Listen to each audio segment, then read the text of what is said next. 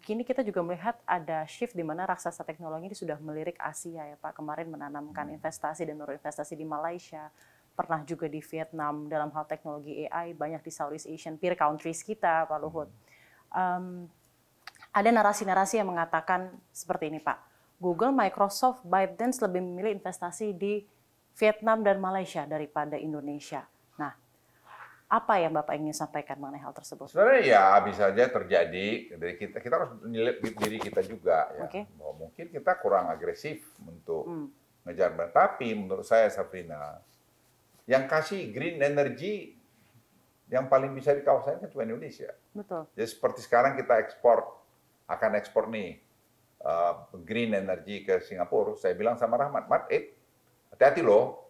Kita juga perlu 2 gigawatt untuk nanti artificial intelligence. Mas Rahmat langsung. Ya, saya bilang, Mat, lu harus ingat-ingat tuh. Jadi harus ada perjanjian, kita atur lah. Oh, Rahmat so pinter dia. Oh iya Pak, paham kali Pak gitu. Jadi AI center kita harus kita pakai dengan green energy. Oke. Itu sudah menjadi nilai tambah 1 buat kita. Karena tidak semua negara bisa menyiapkan 2 sampai 3 gigawatt green energy. Kita sangat bisa. Tadi saya baru di-brief oleh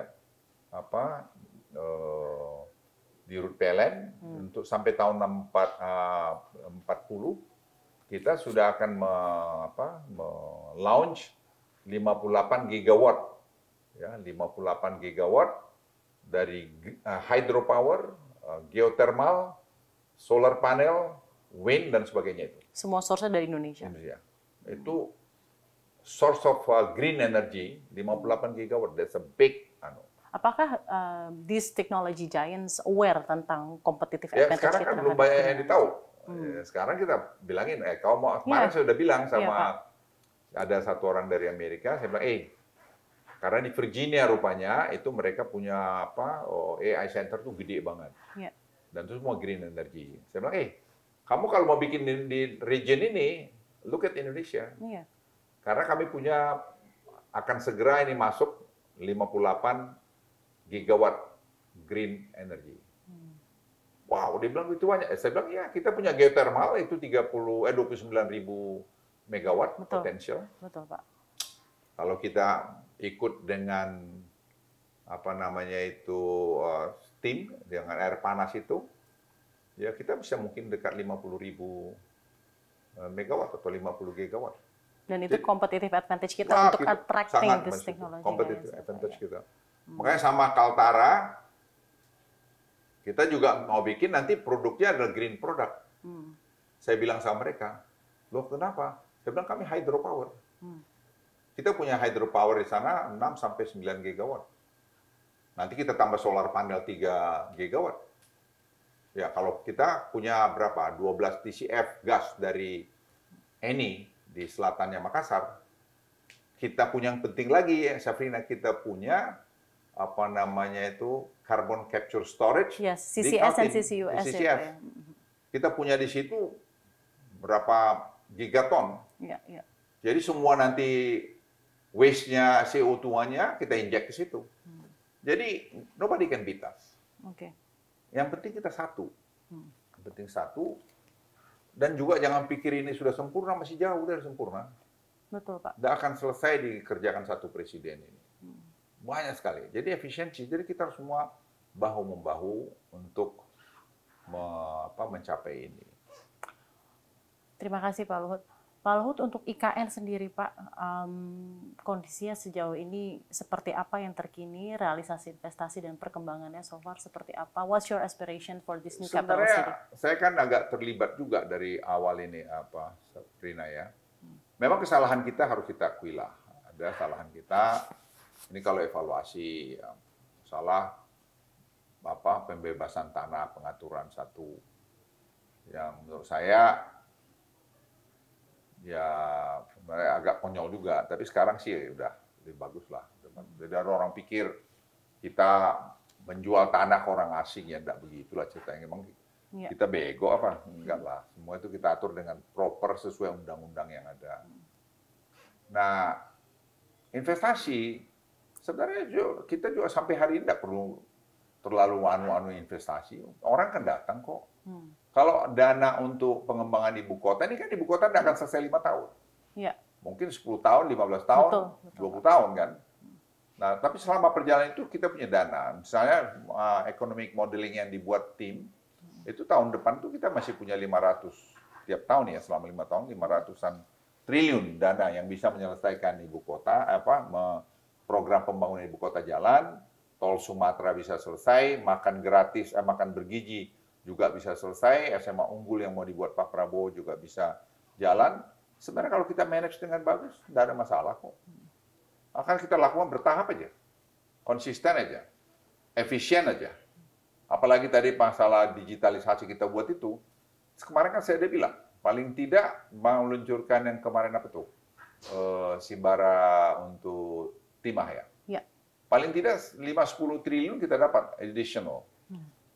Dari royalti saja. Ya, betul Pak. Ya, belum kalau kita lebih dahulu lagi liatin dari pajak segala macam. Jadi this country is so rich. Ya. Just how do we manage this? Bagaimana evaluasi Pak Luhut terhadap generasi muda Indonesia Pak dan kesiapan SDM agar kita benar bisa menjadi Indonesia maju? Saya senang Pak Jokowi juga dorong itu, Pak Prabowo dengan program SMA unggulnya. Saya kira kemarin beliau udah terima briefing mengenai SMA unggul itu. Dia mau buat 40, bertahap 20, yang existing tambah 20 dalam 5 tahun terus ke depan ini. Itu kan kira-kira berapa? 480 satu angkatan ya di satu SMA unggul. Itu krem de la krem anak-anak muda Indonesia. Nanti kita akan siapkan untuk masuk di top-top university dalam negeri dan juga luar negeri. Nah, misalnya dengan Tsinghua University, dengan Harvard, dengan MIT dan segala macam itu, sekolahmu Urbana Champion juga masuk. Itu saya pikir untuk melihat 15, 20 tahun, 30 tahun ke depan, 2045. Dan program ini dan STEM ya, semua kita bicara STEM, fokus lebih banyak di STEM. Pak Prabowo bilang, dia bilang di STEM, memang itu.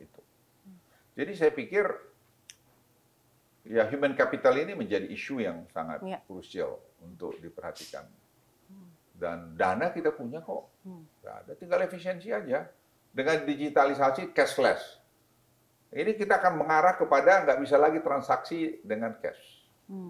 Beli mobil semua mesti. Jadi akhirnya saya tahu dari mana duitnya Safrina kalau kamu bayar mobil saya, beli mobil di tempat saya. Nggak bisa. Kalau nanti ada nyogok, Safrina kasih 10 miliar, kamu masukin ke bank ya pasti ditanya underline-nya mana. Ya kan itu yang akan terjadi. Ya kalau kau paksakan satu ketika kau pegang-pegang ya icerit-icerit gini ya mungkin bisa aja. Tapi masa kamu taruh duit 10 miliar, 20 miliar di rumahmu ya bawa duit lah rumahmu ya kotor lah rumahmu itu. Jadi memang kuncinya adalah transformasi teknologi, meningkatkan efisiensi, transparansi dan juga kualitas SDM yang semakin ditingkatkan. Itu harus semua dan program-program prioritas ya Pak ya. Karena kita punya semua, Safrina. Generasi kau pasti menikmati. Nanti kamu lihat tahun 2045, saya kan udah batuk-batuk tuh. Apa yang kita cerita sekarang, itu menurut saya akan mulai kejadian. Ini bulan Juli ya Pak ya, Oktober nanti sudah ada pemerintahan baru ya Pak ya. Kalau saya Pak sebagai jurnalis, sebagai masyarakat Indonesia melihat Bapak ini luar biasa perannya di Indonesia Pak. Ada Pak Luhutnya ini nih semakin memberikan substansial impact untuk program-program prioritas pemerintah. Banyak yang bilang, Bapak pernah dengar nggak narasi seperti, wah Pak Luhut lagi, Pak Luhut lagi. Tapi mungkin begini Pak, pertanyaannya. So what's next Pak untuk Bapak Luhut Binsar Panjaitan? Ya saya kan harus tahu diri, Safrina. Kita tuh kadang-kadang suka nggak tahu diri gitu loh. Ya saya sudah sampaikan pada Pak Prabowo, ya istri saya juga memang maunya begini. Kalau untuk jadi menteri saya pikir kasih yang lebih muda-muda aja lah. Ya saya kalau masih diminta, ya saya menjadi advice untuk ya bidang-bidang yang saya pahamin. Dan saya kan punya teman banyak sekali. Ada di Abu Dhabi lah, ada di Amerika lah, ada di Cina lah, ada di mana lah. Nah itu saya kira kan bisa masih dikapitalisasi beberapa tahun ke depan ini. Dan ya saya pikir itu saya bisa masih kontribusi banyak kok buat saya. Ya, saya cukup sehat, saya sekarang treadmill tiap hari, 45 menit tiap hari, saya masih stretching, masih beban, so I'm doing okay. Tapi saya harus tahu diri, ya itu pun oke, tapi kan harus saya juga batasin. Ya, tidak bisa saya kerja seperti dulu. Ya, sekarang ya tamu saya juga mereka nih batas-batasin, tapi ya masih efektif kok. 3 bulan lagi Pak menuju pemerintahan berikutnya, pesan Bapak untuk the next government apa Pak? Ya saya bicarakan dengan Pak Prabowo, kan kami hubungan ya sangat baik dari zaman dulu ya, lebih 40 tahun. Saya kira beliau akan jadi presiden yang baik, karena beliau juga dengan Pak Jokowi hubungannya sangat bagus.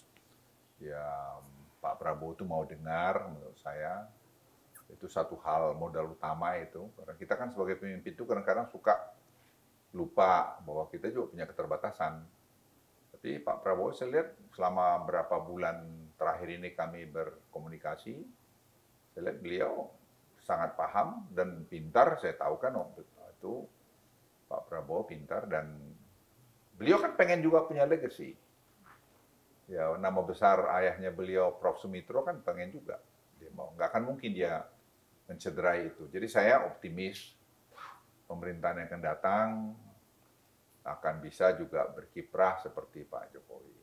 Oke. Mungkin terakhir Pak dari CNBC Indonesia, untuk Pak Luhut Binsar Panjaitan, pesan apa yang Anda ingin sampaikan kepada generasi berikutnya menuju Indonesia Emas 2045? Ya saya kira generasinya Safrina lah ya, generasi anak saya, cucu saya. Ya yang penting kompak semua dan kemudian ikuti pendidikan yang bagus. Karena human capital itu is a very very important, dan kita teknologi itu ya, sekarang AI itu menjadi kunci semua kita. Jadi saya pikir kamu jurnalis, tapi saya pikir belajar aja AI. AI itu sky is limit. Jadi saya titip itu aja. Jadi kita harus bisa melakukan itu dengan baik. Ya. Banyak sekarang sekolah-sekolah yang hebat-hebat untuk itu, tapi on top of that itu yang penting hatinya harus baik. Jadi jangan ya berpikir terus kaya, mencederai perkawanan, hanya kaya-kaya. Berapa sih uang yang kamu butuh hidup? Jadi legacy itu bukan hanya kekayaan, bukan kekayaan. Legacy itu what you have done, what you have been contribute to this country, to your society, to your environment. Itu yang paling penting saya pikir. Jangan kamu kontribut malah kekacauan. Misalnya share berita-berita tidak benar, beritahu senang lihat orang susah gitu. Terus kita juga harus apresiasi kepada Pak Jokowi, tidak bisa tidak. Apakah beliau sempurna? Ya tidak lah. Tapi saya ingin bersaksi satu, tidak pernah beliau itu sepanjang yang saya tahu itu mendorong anaknya untuk jadi wakil presiden. Gibran itu tidak pernah. Oke. Jadi kalau orang bilang-bilang begitu, enggak, saya saksi hidup itu kok. Dan saya di buku saya kan saya tulis itu. Bagaimana urutan kronologisnya sampai Mas Gibran itu jadi wakilnya Pak Prabowo. Tidak ada sama sekali dari Pak Jokowi itu. Bahwa setelah beliau jadi calon wakilnya Pak Prabowo, siapa sih orang tua nggak pengen anaknya maju? Itu munafik aja kalau udah ngomong gitu. Tapi kalau dari awal didesain, saya ulangi ya, ini biar didengerin semua. Desain bahwa Pak Jokowi mendesain anak-anaknya untuk menjadi pejabat itu, saya cukup banyak berkomunikasi dengan Presiden Jokowi dan saya cukup kenal beliau. Dia ada sama beliau itu. Bagaimana Anda melihat kapabilitas Mas Gibran sebagai Wakil Presiden Republik Indonesia? Ya, kita lihat nanti, tapi knowing him sebagai wali kota kan dia lakukan tugasnya dengan baik. Dan saya dengar Pak Prabowo juga happy-happy aja dengan dia. Kita lihatlah nanti perjalanan. Saya pikir Mas Gibran sebagai yang lebih muda, ya pastilah dia akan menghormati, menyesuaikan diri dengan Pak Prabowo sebagai senior. Dan ini sesuai juga dengan harapan Bapak agar generasi muda semakin memberikan kontribusi ya Pak ya tentunya untuk Indonesia. Baik. Sabrina, kamu kan sebagai jurnalis. Kamu juga bisa menjadi jurnalis yang memberikan contoh, memberikan berita-berita yang berimbang. nggak perlu juga harus bela-bela si Polan si Badu. Tapi ya katakanlah benar kalau benar itu, katakanlah salah kalau salah, dan di mana alternatif dari kamu. Kira-kira begitu aja. Baik. Ya. Terima kasih Pak Luhut, Bapak. Sehat selalu Bapak. Sabrina, selalu senang bertemu dengan Bapak. Kamu. Baik Bapak. Ya, artinya kamu jadi manusia lah. Pasti kan jadi Bapak. manusia yang bermanfaat buat lingkunganmu. Pasti Bapak terinspirasi oleh Pak Luhut tentunya. Terima kasih banyak Bapak. Terima kasih semua. Terima kasih banyak, terima kasih. Dan demikian dialog kita bersama dengan Menteri Koordinator Bidang Kemaritiman dan Investasi Republik Indonesia, Bapak Luhut Binsar Panjaitan di CNBC Indonesia Economic Update 2024. CNBC Indonesia, Beyond Business.